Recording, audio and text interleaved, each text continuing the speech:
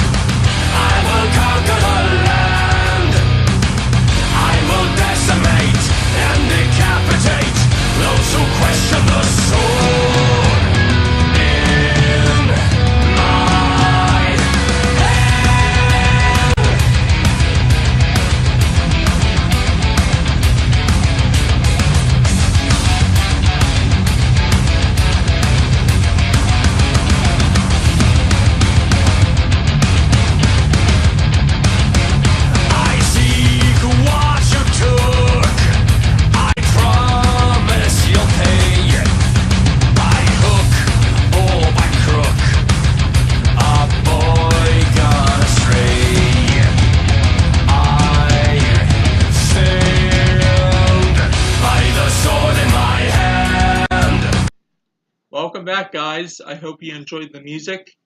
This is, as I said, we're going to do a recap of God Tyr. First of all, that picture you see right now is a very nice picture. I'm actually showing like his love of wolves and bears, but he really loved wolves. And since I didn't get able to show an actual rune of him in any pictures, well, except the intro, I put a little picture of his rune beside him.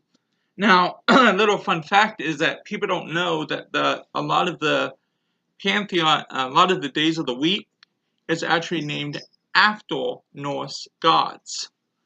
Say Tyr is actually Tuesday. That is his god. That is his day of the week. It's Tuesday. So it would be best to worship him or do a ritual of him on Tuesday, especially Tuesday morning, because the gods are good and the sun. So anyhow, God Tyr that we went over is like, he, to some aspects, like I said, he's supposed to be older than Odin, and he predates a lot of them. And he had a lot of different alternative names.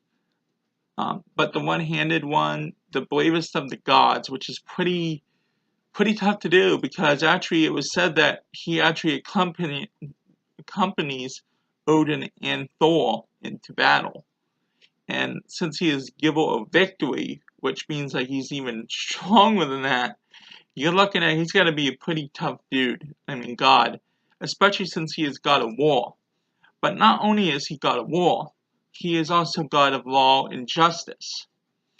So when we look at that being God of war, which is a very, like, if we go to the Greek pantheon and we look at Ares, he was more of God of bloodshed and war.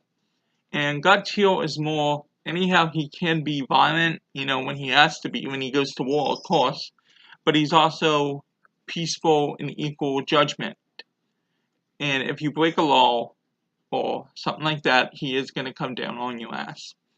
Unlike, if you refer to my other pantheon of God Mot, she is God of divine justice, law and justice. So he is also God over the other gods of that law and justice. He keeps that in aspect.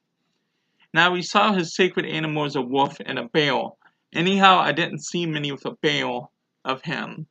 I did see the wolf a lot. And like I said, this picture beside that you were seeing, I kind of put a picture in the beginning. I showed him as like a war god and like how strong he is and stuff. But then I figured to put in a picture of him with a wolf. Because he loves animals so much. I mean, he's even letting the animal put his hand, but he loves the animal, and it's showing the kind side of the god. So in that aspect, that's why I did that. And also, his sacred colors was white and red. And if you look, I'm trying to make a theme with those gods and goddesses that I will be doing. And his animals, like I said, was a wolf and a bear. And his element was fire. So again, when you think war, you're gonna think of fire a lot. At least I do. And it's his associated Sabbath is Samhain. So it would be really good to work with him on Samhain. His associated planet that we did was Mars. So, these associated planets, I did do a lot of research on these to kind of combine the ones all together. But I think for now on the representations, I am going to put those symbols. So anyhow, to continue here, his representation was basically that of a sword. You always see him with a sword. He is God of battle. And also that rune that you see up there is the symbol of his sword. So he had no orbs he had runes, which was that. I should have changed that. But anyhow, his mother was, in this part of the story, his mother was God Frigga, which is mother of the gods. And then his father was God Odin, father of the gods. And he was husband of Freya, which is goddess of cats, which would be pretty nice for me because she's goddess of love and cats. And I love, in Egyptian, I love goddess Bastet. But when I do the Norse pantheon, I also love Freya. But basically, he had no children as we know of, that I know of. So, in recap, him being that, he is a powerful, strong god. But when we look at the gods and they say they're really strong in aspect, you got to look at everyone. We have our good side and we have our bad side. You make someone really angry, they're going to be violent like that. Not violent, but you know what I mean.